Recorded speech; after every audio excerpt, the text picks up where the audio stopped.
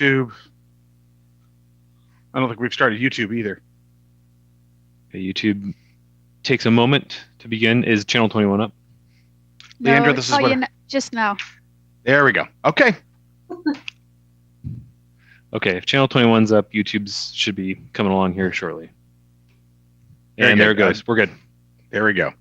All right, everybody, welcome to the October 20th, 2020 special meeting for purposes of budget deliberations. Would you all please rise for the Pledge of Allegiance? I pledge allegiance to the flag of the United States of America and to the republic for which it stands, one nation, under God, indivisible, with liberty and justice for all. All right. All right, welcome everybody. And for the special study session, we're going to start off with, before we get into council deliberations or city council budget deliberations, we have an opportunity for public comment. Do we have any public comment, Stephanie? No, Mayor, I don't have anyone signed up for this special meeting. Okay, great.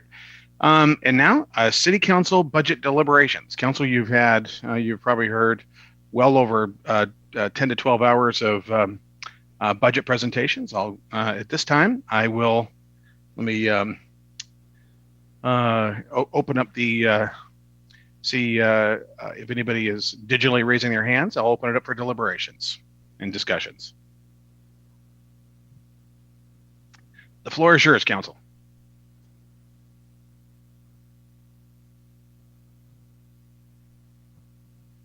All right. I see Councilmember Kochmar has raised her hand electronically.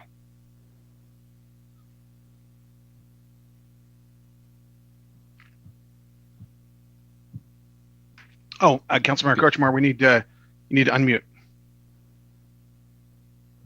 Amazing how we always forget that one step. Yeah, I'd like to discuss the plan for the study for the $250,000 for the Steel Lake Annex. For the, I'd like to discuss that in more detail. Okay. Would you like to hear from staff first, or would you like to talk to, would you like to say something to open up the discussion and then talk with the council, or would you like to hear from staff about exactly what this entails? We'll do whatever you'd like to do. Well, both, but my concern is it $250,000 one year and $250,000 in 2022? So it's a $500,000 study for it? I don't think so. I think it's, okay. Let's EJ? It is $250,000 each year. So it's the study is the first year, and then doing the design, assuming, I mean, obviously it's contingent on the results of the study and council action. Right. But there is money programmed for the second year of the budget to actually start the design work on a facility in whatever location council picks. I think there will probably be 5 options presented to council for review. So my concern is this. Well, I know that we're going to be discussing this. I have a heartburn over this whole issue, because we're going to be losing a soccer field. We're going to be losing part of Steel Lake Park, which is Steel Lake Annex, and all to move gravel around. I'm not sure why the need is right now. I know that one building is falling down around everyone's ears, is what I'm hearing, but I hear it's still safe to be in. We could always have mobile units in there, but $500,000 for a study for gravel, I don't get it. So I just need to have is there any more staff reason? Are we just going to be discussing it when we go into the $250,000 study? That's a lot of money. Well, let me take some of this at first.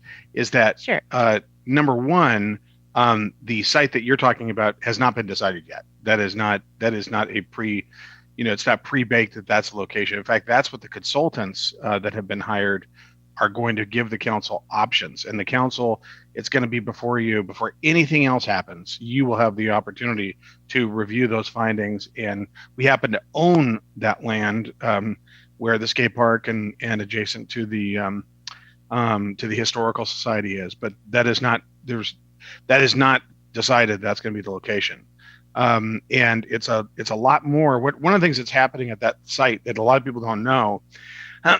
Number one, we've got all of our equipment out, all of our heavy equipment out in the elements all the time, and that's the equivalent of having your car outside your garage. It really wears on our equipment. Number two, we are subject to people scaling this fence and stealing our property and our tools, cutting through the fence, climbing the fence, stealing material, and that happens weekly. And we've lost tens of thousands of dollars as a result of the unsecured items. So, but for the rest of it, I'll turn it over to EJ. Yeah, so we're over $100,000 in loss in 2020 alone from theft out of the maintenance yard. So I mean, what the mayor's talking about is a very real and documentable problem. To the mayor's point, and Councilmember Kochmar, I'm not sure if that's what you're asking or not, so I'm happy.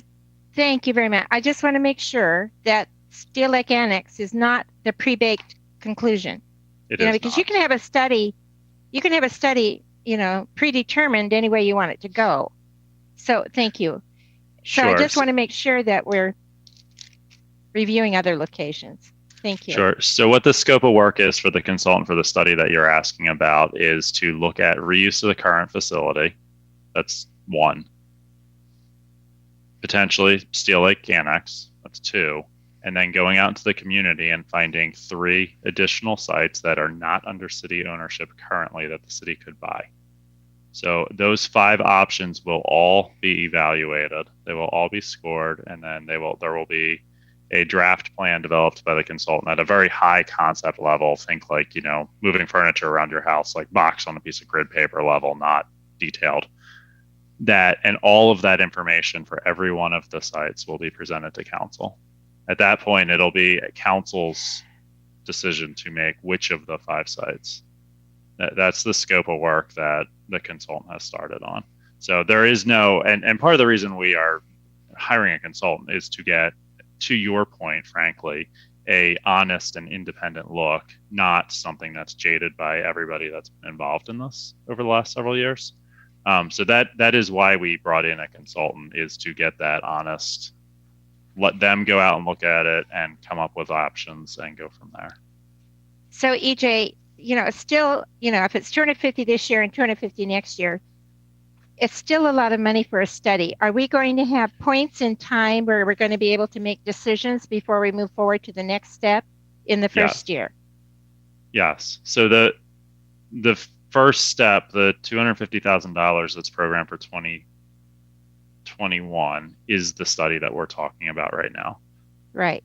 Assuming there is action to select a site, whichever that may be, by council in 2021, the second year of funding is not for this study. The second year of funding is to actually do the design to get something that's shovel ready.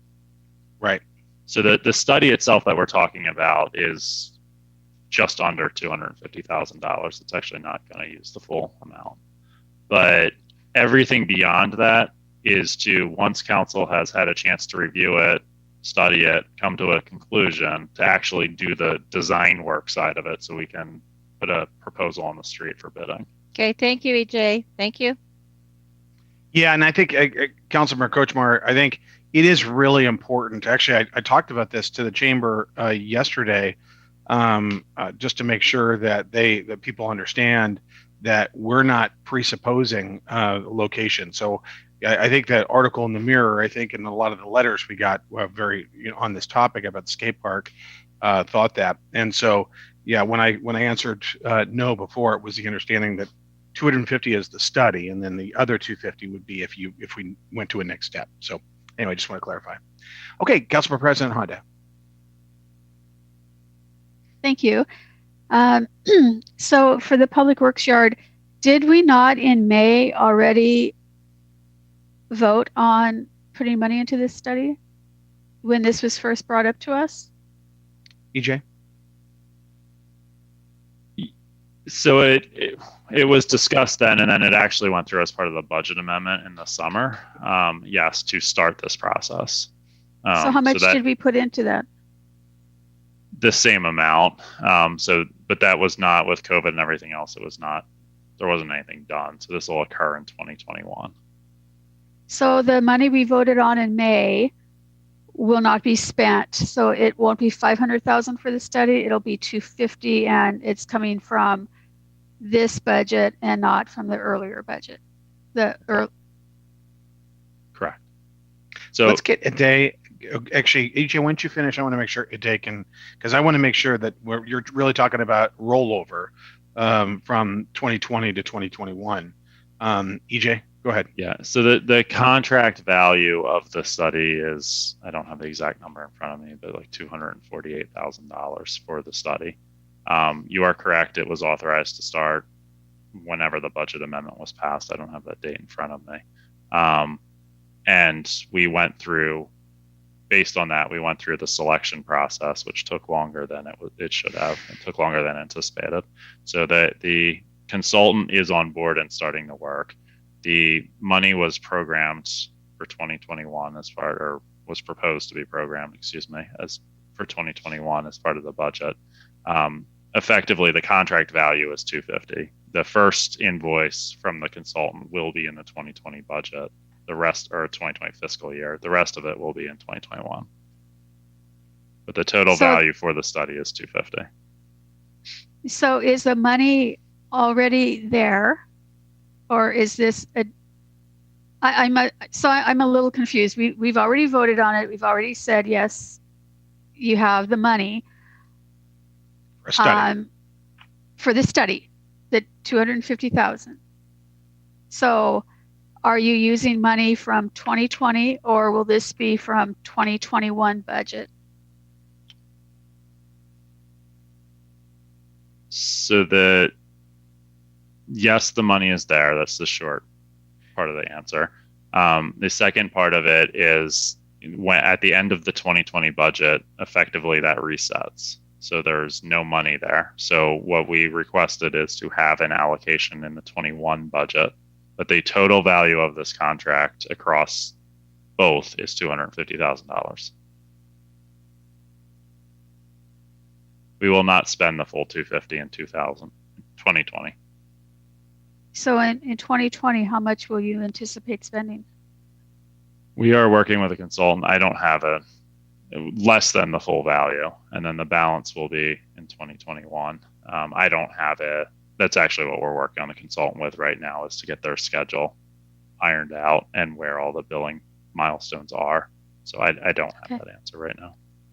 I mean, 2 years ago, $25,000 was a lot of money to council. So if you don't in 2021, if you don't need the whole 250, there could be potential savings there.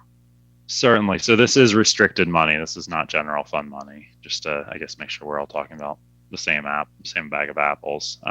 But yes, I fully agree. And we are completely on board with, we are financial stewards of the city, and we want to maximize the amount of things the city can do, whether it's this or something else. So we certainly are looking to minimize our costs. And I do one want to more make it clear. question. Oh, go ahead. I do want to make it clear though that it's not a separate and additional 250 for 2020. It's right. 250 and whatever it's not spent, obviously that's carried over into the 21 cycle. I needed to make sure because we had already. I have been a little confused about why we were doing this again when we had already done it. Just to ask, have the repairs that were suggested by the inspectors been completed at the site for safety for our employees? The electrical critical one was. The rest of them were part of the 2021 budget, and they're programmed in there. So the rest of them have not been to date. Okay. Thank you. All right.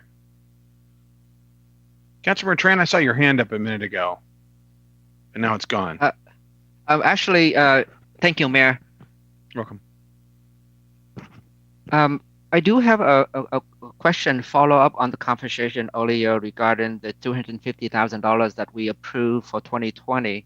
So EJ, if it looks like we are not going to be able to use the whole 250,000, and that money would have to roll over to 2021. Will then in 2021 the amount that you requested should be subtracted from whatever left from 2020?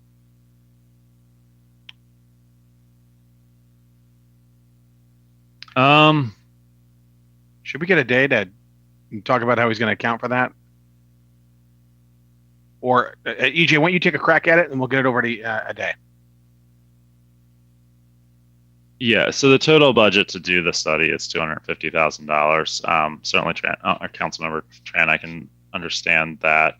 How we handle the accounting, I'll leave to a day. But that was, this is the way we had discussed it previously. So that's, the way it was presented. Good questions, though, as far as accounting, Council. A day, how are we? Can you shed some light on this? I think the council wants to ensure that how are we accounting for this? Because the council approved in the supplemental budget for 2020 this 250. It appears again in 2021. What if we spend some of it this year and some of it next? And how are we justifying the accounting here? Just for the benefit of people watching from home, there's a major difference between money and appropriation. Because when you're talking about money, you're talking about maybe you give cash and that cash will be there. Or appropriation is what the council gave, the right to spend that money. Now, whether the cash is there as the revenue come through.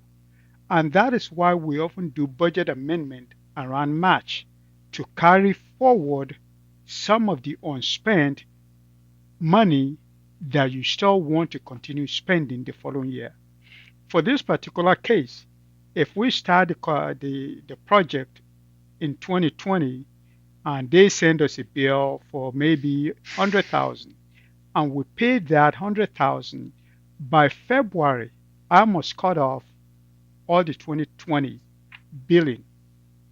So that is why you have to reappropriate. What EJ has done is to preserve that right to be able to continue spending the appropriation in 2021. So if we spend 100,000 in 2020, so what if the total contract comes to be 250? He will spend the balance of 150 in 2021. And I think the email that I sent out early today in responding to Council President's email, that is pretty much the same thing. When you've appropriated fund for certain things, and if we end up not spending that money and we have the revenue to support it, that balance will be reappropriated in the following year. So the appropriation is authorizing to spend the fund when the fund is there. I hope that makes sense. Ade, thank you for that information. I'm fully aware between the cash and the money that we authorize. All I'm saying is that if we are not going to be able to use a full 250,000 in this year, then whatever amount that left over, we should use that in 2021 and reduce the full 250,000 requests from EJ. That's all I'm saying. Correct. We will do that. Yes, we will. I think what he was trying to do, not sure if how much of the 250 we'll be able to spend in 2020. That is part of why the full amount is budgeted in 2021. Yes, whatever amount that is spent in 2020, we will reduce that 250 in 2020 by that amount. Yes, and that fund will be available someplace else. Yes. Thank you. Thank you, Ade. Great questions. I would note, though, actually, EJ, did you ever give council members tours of the area over there? We offered it to all the council members, yes. Yeah, and I see the council president and Councilmember Kochmar and Councilmember Moore shaking their heads. Did you all go take a look at it? It did. Yeah, substantially of the repairs were done. And recall, if you will, that when we had this discussion, and we had a very lengthy discussion about this. We made sure we got those. We had the fire department come over independently, as well as our own people, and make sure that when we're talking about the safety of our workers, that we took a look at it, just to make sure that we're doing everything we can for the safety of our community. Councilmember Kochmar, did you have a follow-up comment on that or anything else? No, it would be something new. So I'll wait. If there's somebody else who has a question, let them go first. Okay, Councilmember Kraft. I would like to know Councilmember Kraft's first meeting. Thank you, and thank you for electronically raising your hand. It's your turn, Councilmember. Thank you, Mayor. I may have missed this from your presentation or speaking earlier, EJ, but did I miss how much money has already been spent for the study in 2020? You did not miss it. Nothing has been spent to date. So we went through, after the budget adjustment process that occurred this summer and it was authorized to commence, we went through a contractor selection process.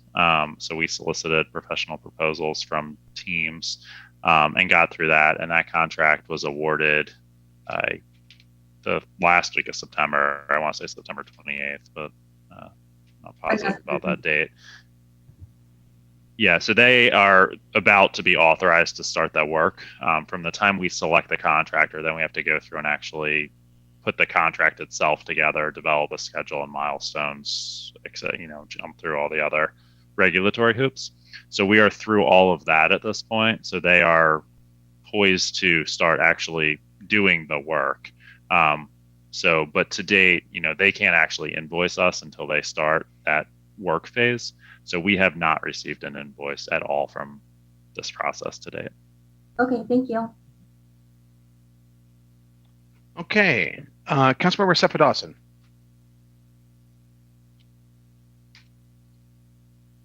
Actually, my question is not related to this at all, so I can wait also.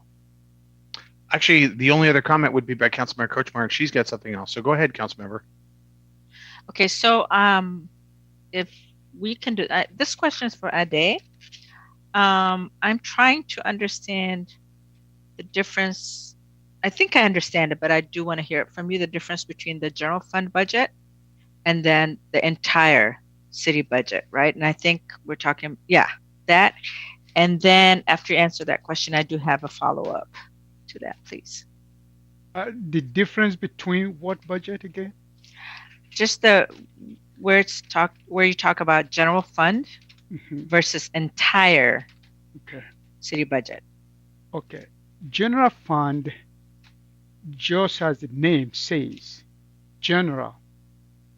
Pretty much according to the law, you can pretty much pay anything out of the general fund, but it doesn't go the other way. All the other funds are pretty much restricted. I think that is part of what EJ was speaking to. Say, for example, Prop 1, red light, street fund, REIT, those are all restricted funds.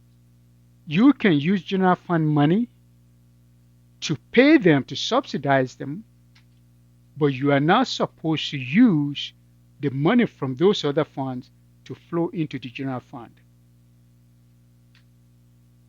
That is the major difference. And a general fund is supposed to be for the general administration of the city and for the general purpose of the citizens. That is why I think they call it general fund. Anything goes. But all the other funds, they are considered restricted, and it only goes. You can only move money from general fund to them. You can now move money from them into general fund without proper, for it being legitimate expense for their funds. Okay, thank you so much. So if I were to compare page 4 in the budget book, right? where, for example, it says expenditures, and it talks about the public safety Will at that be 50%. B4 or A4 Just four, number 4. in the budget book? Yeah. Actually, it's where the mayor signs. It's the highlights. Okay.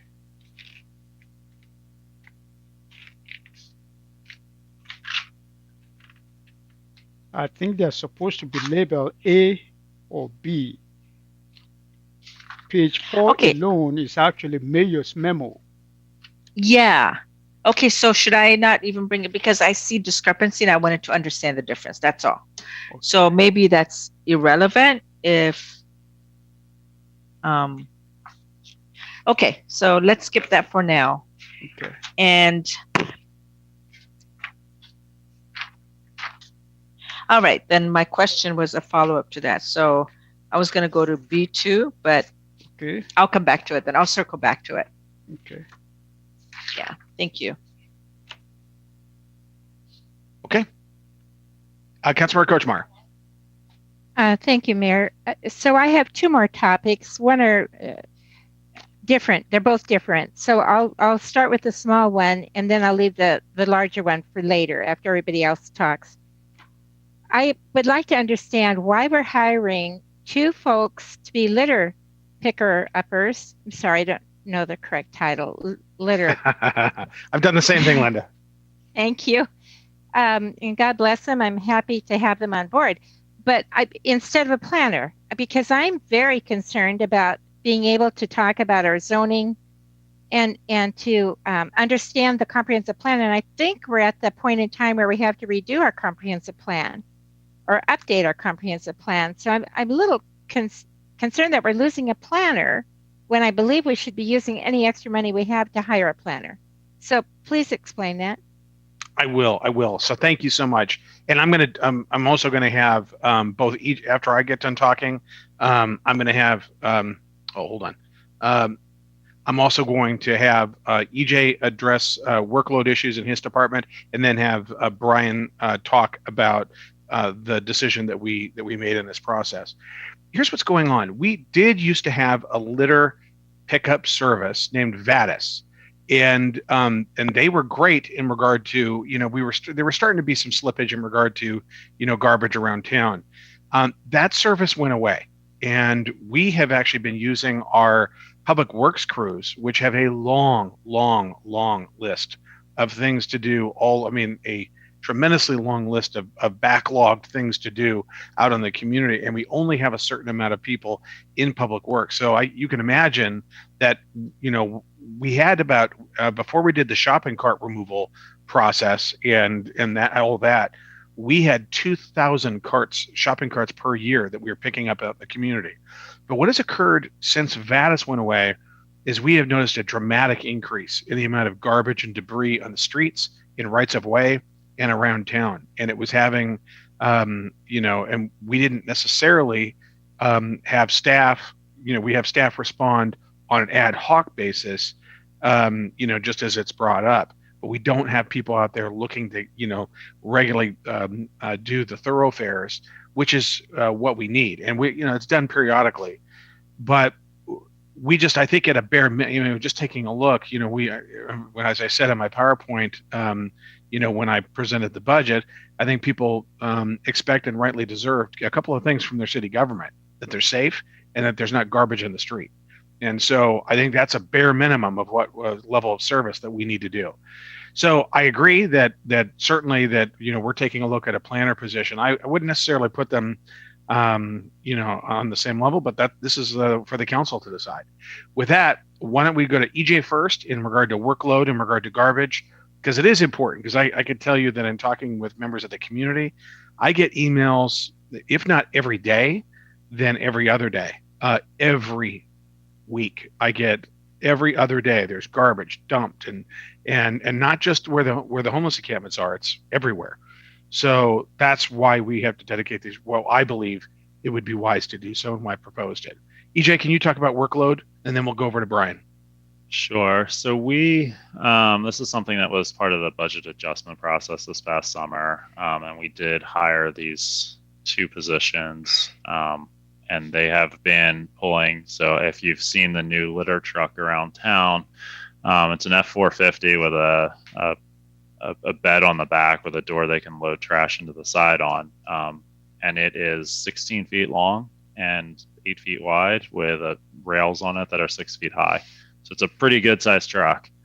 They fill it up before lunch, and then they fill it up a second time in the afternoon. They've been doing that every single day. And that, frankly, the number of complaints we're receiving about litter are not going down yet.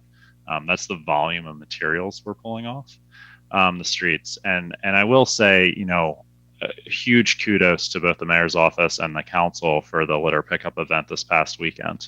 There was a lot of the community showed up for it, and it was a great event, frankly. That being said, though, that type of event focuses on picking up McDonald's wrappers and, soda cans and cigarette butts and things like that. What we are out doing is typically picking up tires off the road and washing machines and sofas and big stuff, not stuff that we can really have volunteers do. And it's 5 days a week, and we're doing that. And, there was still plenty of litter for a 80-person or 100-person volunteer event to do on a Saturday. As far as workload goes, we talked about this at the council retreat, too, so I don't want to belabor it. I'm happy to answer any questions. As of right now, if we did not receive any additional work requests, we have 7 years worth of backlog work just on the street system. So nothing breaks, nothing new comes up, no resident request comes in. I have enough work to keep my staff busy at the current staffing levels for 7 years. That's where we are. And that's, unfortunately reality. We've so far this year, we've received over 700 requests just for litter abatement in the right of way. It doesn't include conservation properties. It doesn't include parks. It doesn't include anything else. That's just on the streets. When I did the Public Works budget presentation a couple of weeks ago, I told you we were on track to have 767 in 2020. Based on what we've gotten in the last couple of weeks, that number is now 830. So it's climbing even since I did the last budget presentation a couple of weeks ago. So the litter is it's a painful subject just because nobody, it's not banners, it's not flowers, it's not something that's pretty that, has a tangible smile we can put on people's face. But, that being said, like the mayor said, I get calls every single day. I get emails every single day saying, I called 2 days ago. Why is it still there? Thank you, but could you please address the need for a planner? Okay, I'll kick it over to Brian now because that's going to be over in the other department. Thank you. Okay, thank you, EJ. I think we got that message. So EJ, Brian Davis. So the answer is yes, we need a planner. That would be great, but the long range planning for the city, the comp plan is still effective through the next biennium. We're not required to update it until the following biennium. We have enough planners to get the permits in and out the door, and that's what we wanted to maintain on at least on a minimum basis. But to your point, and it was a point that I raised at the retreat, to do long range planning, it does require resources, no doubt.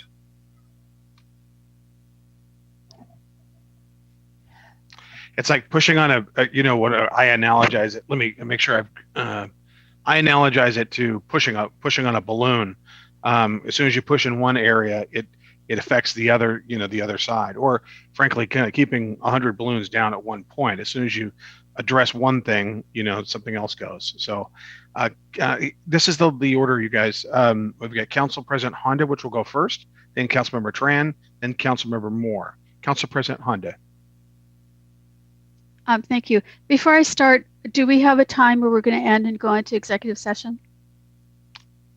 Council President Honda, do you have a suggestion?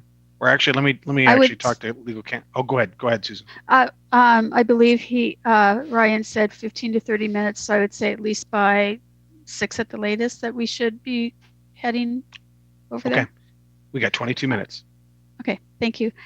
I would expect calls for service will increase when Eyes on Federal Way roll out. I would just Yes. expect that. It should be easier for people to contact the city, and they're going to want to test it out and see if it works. So Yeah. I would just be ready for that. EJ has tried to, that's exactly what EJ said. You're absolutely right. I like it when you say I'm right. Thank you. I too am concerned about having two people that their sole job is to pick up litter in Federal Way. And I am rolling around an idea that I'm about having neighborhood ambassadors where we would at least get the neighborhoods cleaned up. We've been talking about working with our neighborhoods, getting to know our neighborhoods. And it seems to me that we could be working out where at least the neighborhoods are picked up on a regular basis by having volunteers do that. And but I'll talk more about that later. I think with the needs of the city, this is something we all need to really think about, is if that's where we want to put money into having two folks whose entire job is to pick litter up. I understand. I see the city. I drive around a lot. I talk to a lot of people. I know. I see. But with the tight budget, I'm concerned about that. And as for the planner, we have to have long range planning if we're going to move forward as a city and grow and develop. And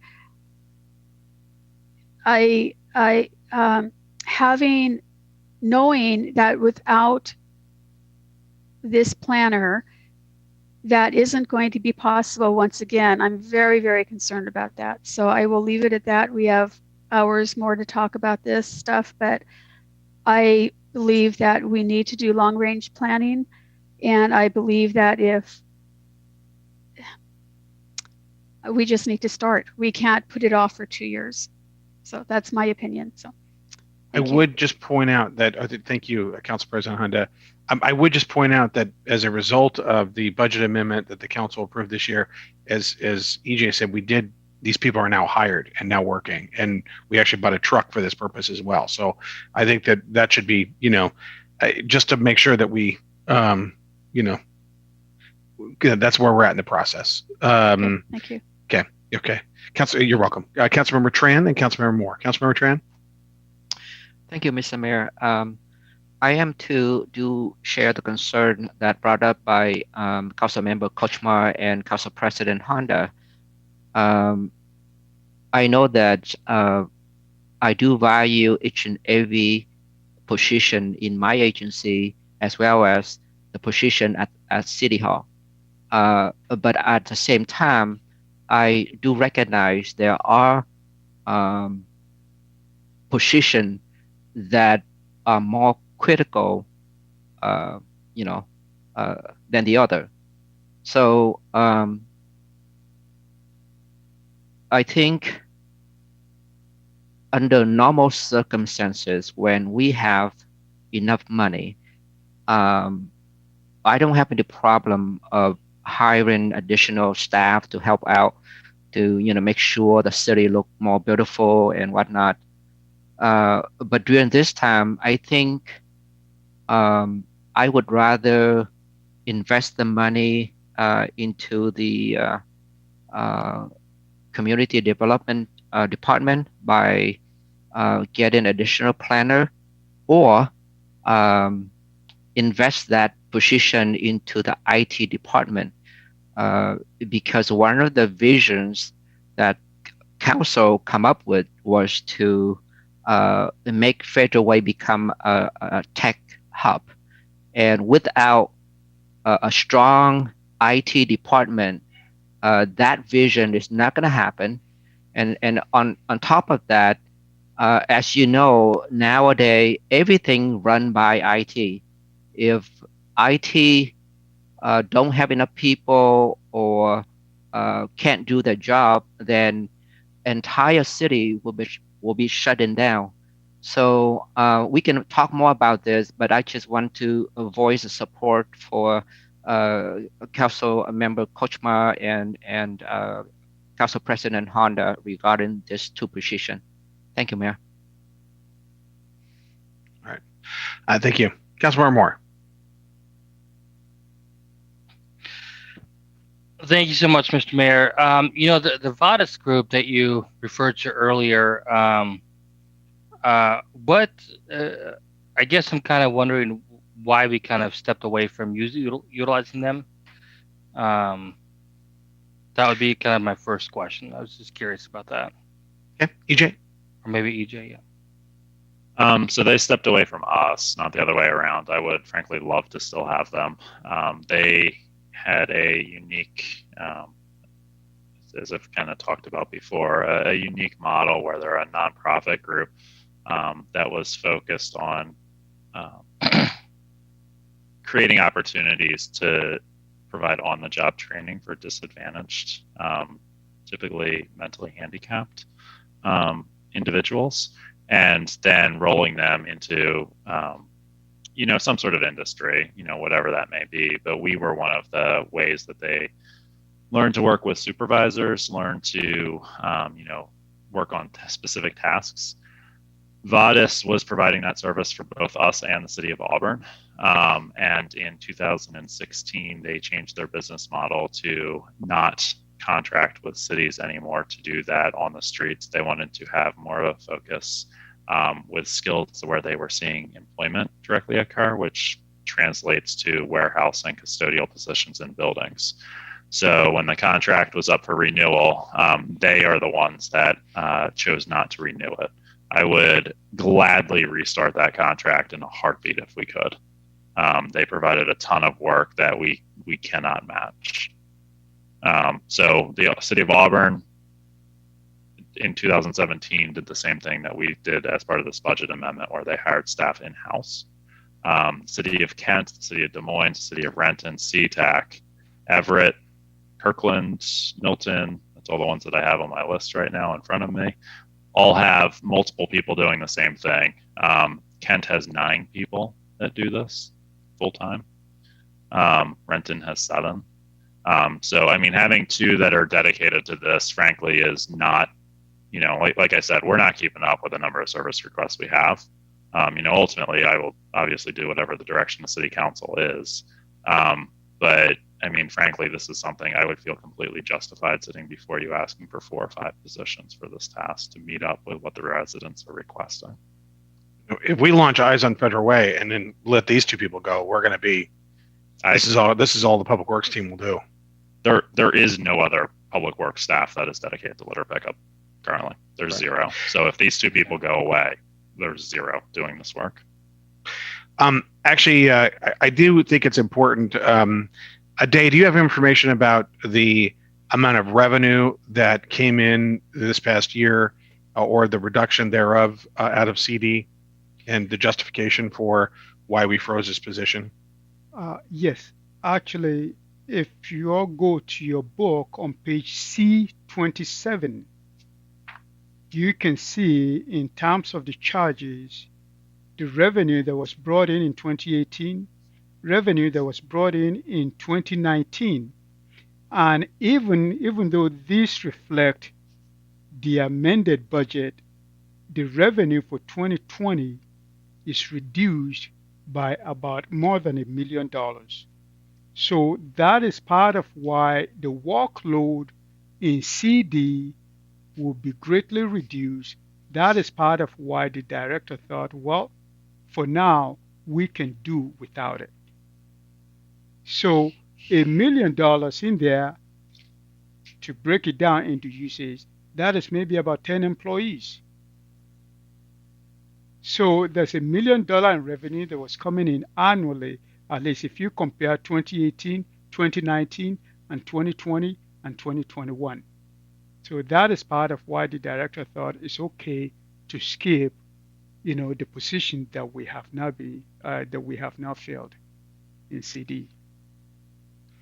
Okay. Let's. We've just got a few minutes. We got 12 minutes left. Councilmember Baruso, and then Council President Honda. Thank you, Mr. Mayor. Just a question for EJ then.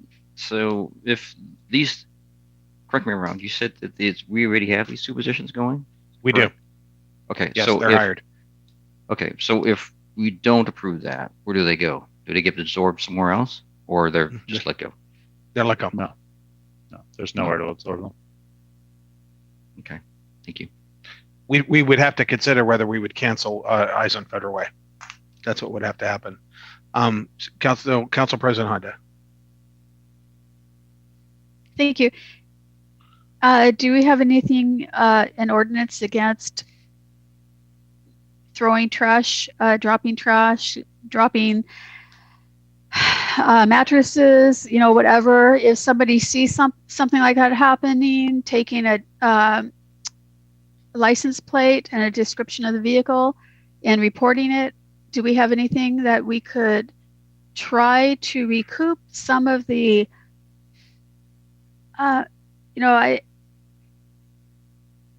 people are doing this to save money, obviously. They don't want to take something to the dump, right? If they've got it in their vehicle, they've already got it in their vehicle, it already fits. So is there something that we can try to catch the people that are doing this, make them accountable for what they're doing, and try to stop this behavior? Because as long as we continue to fix people's wrong behavior, they're going to continue to do it. Can we get tough? Okay. Ryan Call. Hi, Mayor. Hi. Yeah. Yes, there are a range of laws against this behavior. Obviously, littering is either an infraction at the lowest level up to a misdemeanor for depending on how much you throw out. And the police can speak to this. A large problem with enforcing is you basically have to witness it in the act. So in a city that has limited police resources to begin with, unless someone is, caught dumping a couch on the side of the road by a police officer mid-act, it's very unlikely that we're going to catch them. But as far as enforcement goes, I think I defer to the chief on that. We do have a lot of cameras in the city. Not all of them can read license plates, but especially at night. But a lot of this activity is happening, at 3 a.m, and it only takes 5 seconds to shove everything off the back of a truck. So that's the main difficulty in enforcement, is just catching them. We've got a section down over by 359th, that area right around Todd Beamer and then Spring Valley, where somebody has been regularly dumping that area. And no sooner did we get an attaboy thank you email from the resident for us cleaning it up, the very next day, there it was again, a whole nother, and it was like half of a truck. I think it's Chief. Do you have anything to add to that or not?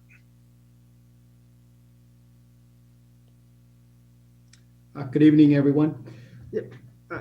Council President Honda, I would tell you that we do, take enforcement action when a patrol officer sees someone's littering. So we do issue those type of tickets from time to time. As City Attorney Call indicated, it is hard to catch them in the act. We are working with Public Works staff. There's a known problem area where our team is going to place a pole camera, so that we can videotape people coming there to dump, and then we'll be able to get a license plate and follow up. So we are taking some proactive measure that way. I would equate it to maybe this is a good way to compare. We issue speeding tickets, but people continue to speed. I would tell you littering is the same. For whatever reason, people don't want litter in their car, so they're willing to risk and toss it out the window. You have people who are walking that might discard garbage at a bus stop or surrounding area. It's an ongoing issue. I think we can mitigate it with enforcement, but we're only going to be able to mitigate it. As our city's grown, increase in volume in terms of traffic, population, it gets highlighted because we are nearing a city of 100,000 now. We have main arterial streets. So it's not just one issue, but our city is definitely growing, and with more people, we have more issues of such as that. But I think overall we're doing pretty good as a city, and we're taking a proactive measure to make it better. Okay, I've got Councilmember Kraft. Thank you. Thank you, Mayor. Just responding to Council President Honda, and I guess this would be a question for City Attorney Call. Have our courts ever thought about, instead of imposing fines, to create community service pickups to help with this sort of litter? Yes, that's an idea that has been floated repeatedly, and we continue to explore it. A large part of the issue is finding someone to supervise a program like that. It basically requires us to hire someone to manage it. Okay. But it is something that we continue to look at. The courts look at it. And they work with the Department of Corrections as well. Yes. Thank you. I think there's, yeah. Let's see. Councilmember Moore, did you have another comment?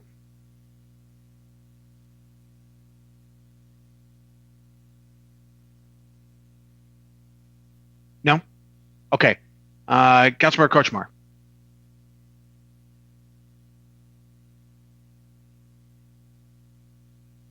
Okay, got it. You need to turn off your Councilmember Kochmar. You need to unmute yourself. Unbelievable. So I did it twice during when we were having the council process. Amazing how you can forget that. Okay, so I'm worried because of the PAC, and we're going to be shut down for at least possibly through next spring. How on earth are we going to afford it? That's my question. Maybe that's an Ade question. Well, I actually, we don't really have a choice. I know. And we've got. What are we going to do? Oh, I know. We're working on it. Yeah, it's a good question. And we've got to have the contract. We're very lucky. We've got Spectra. I wake up every morning thanking higher powers for the fact that we got Spectra to help run this facility. And John Hutton's not here. Jason Gerwin, are you on the line? Oh, John is on the line. John, you're muted too, buddy. Talk to me, Johnny. It wouldn't unmute for me. How you doing, sir? Good. You're right here on your vacation. Appreciate it. Go ahead. Well, Councilmember Kochmar, as the mayor, is exactly right. We don't have a lot of choice. And if the mayor's thanking him once a day for having Spectra, I'm thanking him 5 times a day because they're doing a fabulous job. Brian and his team over there are doing a great job of managing the best they possibly can the expenses. He has unfortunately had to make some more tough decisions very recently based on kind of future projections, but he's also been able to secure a little bit of business. He's been very entrepreneurial and is taking some steps to continue to put us on the right path for when we do get to reopen. And we're optimistic for good reason. The very first year that Spectra was our contractor, they saved us $250,000 in the very first year that they operated after we gave it our best shot internally. So, and they were on pace to do that again and actually better that until COVID hit in mid-March. And so lots of reasons to be optimistic. It is a daunting task in front of us, though. Nobody's denying that. But I'm an optimistic guy, and I believe we will get through this. But it will be a little bit painful on the way. But as the mayor said, we have no choice but to be successful. Yeah. So John and Jim, so I'm assuming that because the federal government is maybe in the next stimulus go around, will be sending money to cities and to states and local governments, that this certainly would fall under the COVID. Possibly we could get money from that. I'm just wondering if that's likely. Well, we can't use it for items that would otherwise have been. You can't use it for lost revenue for being closed. It has to be COVID-related expenses. But let's talk about that, John. Any idea whether we could use and then maybe we'll have Ade and Ryan kick in? Could CARES Act money that we have, that we do have some left over at this stage, be directed toward the PAC because of COVID shutdown? I believe you're correct, sir, and that it can't be used to replace lost revenue, but there may be some creative ways legally to help. I would defer to Ade or Ryan for a more articulate answer than I can give. Ryan or Ade? Ade, you want to give it a shot, or should I? So the restrictions on the COVID money, they're pretty broad, to be honest. I'm sure that if we brainstorm, we could find a way to legally spend some of the COVID money at the facility. We can't use it to pay fixed costs like the mortgage and the utility bills and things like that, but costs of employees or an event, there is some chance, that's something that we could explore. I wouldn't say categorically we can't spend any of the COVID money at the PAC, but it would be very limited. But frankly, our biggest exposure here is the mortgage. And sure. Well, my only suggestion is that if money does come in, or we have whatever money, that we keep that in the front of our mind, because we do need to get that taken care of. It's just going to be a huge drain on our finances. But anyway, thank you. Thank you. It's actually a good idea to maybe take another look at how we could capture CARES Act money for that. But we have laid off pretty much nearly everybody else over there, and Brian's on contract with Spectra. We've got a minute left. Do we have Councilmember Sefa Dawson? Yeah, in that same line, then, can Spectra apply for loss of revenue or for whatever from the CARE Act, and not using what city receives from the CARE Act fund, but independently as a business? Is that a possibility? Explored that. Let's. I think we may have Ade. Any knowledge on that? For COVID-19, I think we cannot use it for item that is originally budgeted. That will be part of the trouble with Performing Arts Center. We cannot use it for revenue shortfall. So that will also be another problem. If the people that are working in Performing Arts Center now are city employees to some degree, we may be, if they were not budgeted for and they are doing COVID related, we may be able to. But because the funding from the city to them was budgeted for and they are not city employees, it will be tight. I can ask specifically from Department of Commerce for them to do a ruling, but I think spending any money directly on the Performing Arts Center will be a tough sell. Yeah, I think, but my question is, can Spectra independently go after the CARE Act fund, not through the city, but because it's a big entity? Spectra can probably apply for just like some of the businesses that got money. Yes, Spectra can apply, absolutely. And several businesses in federal, we actually got sizable chunk of money from that direct allocation, not necessarily from the city. Even some of my friends that own businesses I know through the direct allocation. So yes, the Spectra apply, they probably could have gotten some money, yes. And so they're headquartered they're headquartered out of Philadelphia. It's a national, and I think we did have conversations with them early on. John, do you recall any conversations? Seems to me I remember something about this, and they said that they were doing something nationally about this. John? That's what I recall as well, sir. But I can double check with Brian and ask what corporate is doing. They're a huge corporation. They have literally hundreds of facilities like ours. And so I will ask what they're doing and have Brian do some research and bring that back to you. I think that would be helpful to see if that's an avenue we could take and just be creative and finding resources to support the PAC. Thank you. Right. Thank you. It's a great idea. Thank you very much. Great ideas tonight. With that, we are at 6:03. We will recess for purposes of executive session. Council, earlier this evening, Stephanie emailed you the agenda for this special meeting. The link for the Zoom meeting is on that agenda. So when you exit this meeting, please immediately go to that I know it took us a few minutes to do that last time. And this is for 2 items. Executive session will be for approximately 27 minutes to 6:30. It'll be for 2 items: potential litigation pursuant to RCW 4230-1101I and collective bargaining pursuant to RCW 4230-1404B. We'll be in recess for that purpose. Thank you.